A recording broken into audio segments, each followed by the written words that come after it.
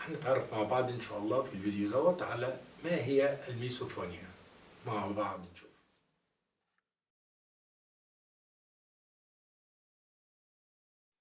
السلام عليكم. مع بعض هنتعرف إيه هي الميسوفونيا. هو برضو مرض نفسي. إيه تفسيره؟ الأشخاص اللي بيستفزها الأصوات المزعجة، ربما من شخص لآخر الأصوات دي يعني بتبقى بالنسبة له عادية. الصوت لو أنا قاعد جنب حد وبياكل بطريقة شوية بيصدر صوت للمضغ أو لطريقة تناوله للطعام، صوت التلفزيون، صوت الراديو لما بينقطع الإرسال، الصورة دي بمستفزة. لو حد جنب مني وبيهز المفاتيح بتاعته، شيء بيعصبني. كل الأصوات اللي هي على الشاكلة ديت اللي احنا بنقول عليها ده مرض الميسوفونيا، اللي هو الناس اللي بتشتكي منه، اللي عندهم طنين في الأذن، اللي عندهم مشاكل سمعية، بيكون رقم واحد. ربما تكون بسيطة في البداية، لكن هو مرض نفسي برضه سهل التعامل معاه، ولكن هنا بيشترك الطب البشري والطب النفسي، بحيث ان انا اشوف الطنين الاذن ده منين. المشاكل السمعيه عنده اولا بيبقى محتاج ان الفحص لطبيب انف واذن وحنجره. بعد ما بيتم الفحص وبنتاكد من سلامه الاذن وبيتم معالجتها، بيبدا تدخل الطب النفسي او المعالج النفسي للكشف على الظاهرة ديت ومحاولة خلاص المشتكي منها وإيجاد له طرق صحيحة. هنقول برضو بعض التفسيرات اللي بنلاحظها وطرق العلاج والتخلص منها.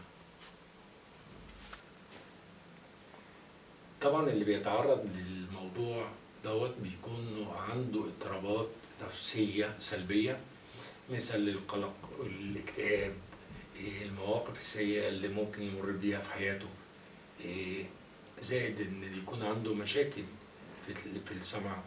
الاشخاص اللي تعرضوا لضغوط، مثال المسجونين او اللي بينتظروا تحقيق وداخل غرف التحقيق وسماعهم للاصوات اللي بيعمل لهم القلق النفسي والتوتر النفسي، فبيبدأ يكون مهيأ لدوت.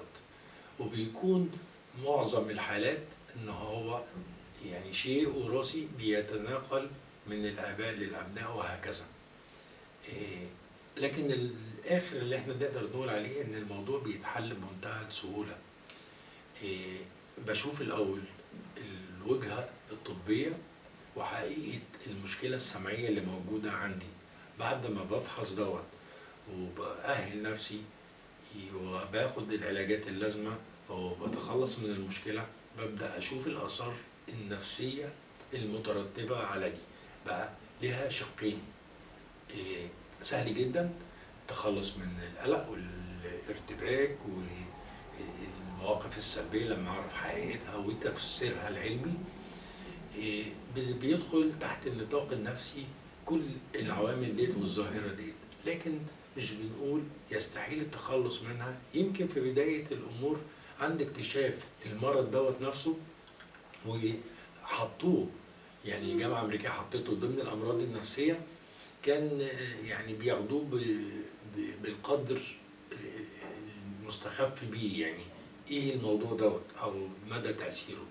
لكن نسبة اللي بيصاب فيه نسبة كبيرة. من هنا هو بدأوا يرصدوا حياته ويعملوا الأبحاث عشان يتأكدوا إن دوت فعلا مرض نفسي، وأدرك بالفعل ضمن الأمراض النفسية.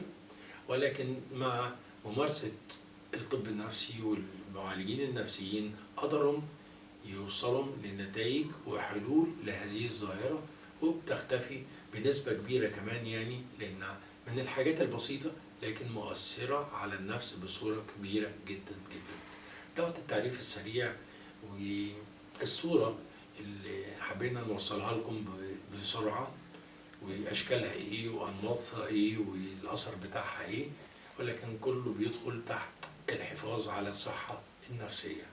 ويا رب دايما